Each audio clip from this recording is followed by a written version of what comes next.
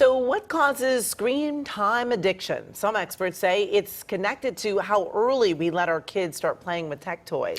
Yeah, comedian Paula Poundstone is using her own experience with her son and also screen addiction to try and help other parents. She talked to KCAL9's Jeff Michael.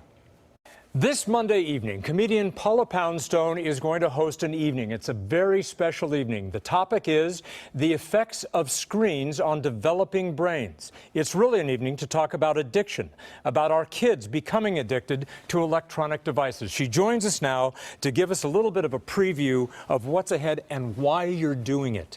You're doing it because this happened to your son. I'm doing it because this happened to my son. Exactly. I put him in front of a computer when he was 3 because I thought I was giving him a leg up, because the computer companies said, right, the tech companies, that it was educational. And we all want the best for our children, and so I did that. And slowly but surely, what looked like addiction to me began to happen. In his case, I think it was specifically with gaming. And I tried to, have interventions of sorts. I sought professionals. I tried to look into help. And at that time, he's a young adult now, but at that time, no one knew anything about this. And so I couldn't get help for him. And several years into it, I found that, in fact, there was lots of research and people beginning to say, yeah, we're having that problem too. Still not enough people know about it, which is first of all, there's a wonderful man named Tristan Harris who used to work for Google. He was what's called a design ethicist, believe it or not. And he finally became a whistleblower and came out and said, you know what? They make these devices addictive intentionally, and that's all the apps. Doesn't matter what it is.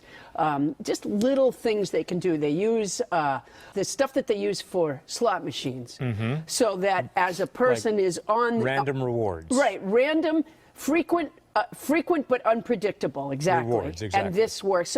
So if you have a kid that you say, honey, get off, it's not time for games or whatever, and it's not because you have a weak kid or a messed up kid, it's because these companies, which are the cigarette companies of our day, have intentionally done this. So Paula, just so I can make sure I put a fine point on this is a danger. It is a danger, you're talking yes. about addiction in just another form, but you're talking about the same kind of addiction as young people being addicted to opioids. It's yes, the same thing. If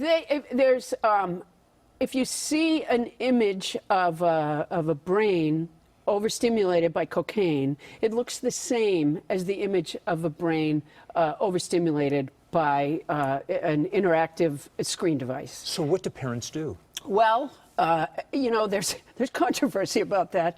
I am of a mind that zero electronics in early life. They don't belong in our elementary schools for sure. One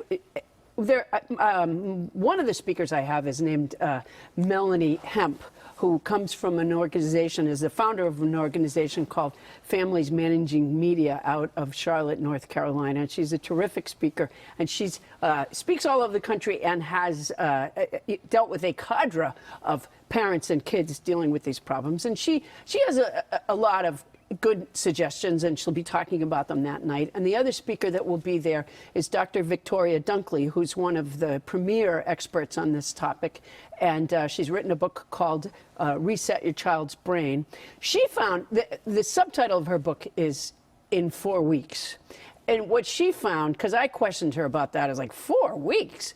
And she said, you know what? If I ask parents to do it longer than that, they won't, or they'll be put off by it. She said, but what she's found is that if they try this for 4 weeks. Try what? Having no screen device. Right, total fast. Exactly, a tech fast, exactly. She said, oftentimes the positive rewards of that make themselves so plain that the families are willing to continue or go further with modifications. I think the number one thing is none for small children.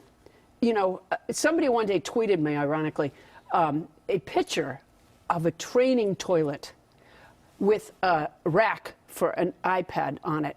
And at first I thought it was a joke, and I looked it up. There are 3 different companies that make those. The developing brain doesn't need any of that. It impedes the development. It's not just what the kid is doing, it's also what they're not doing. If you have a kid who's toilet training, let me tell you something. You'll have the best conversations you ever had with that kid in your life during those circumstances. So that's a loss to begin with. You need to be having conversations. You need to be looking eye to eye. No one needs things in their ears while they're talking. All these things develop.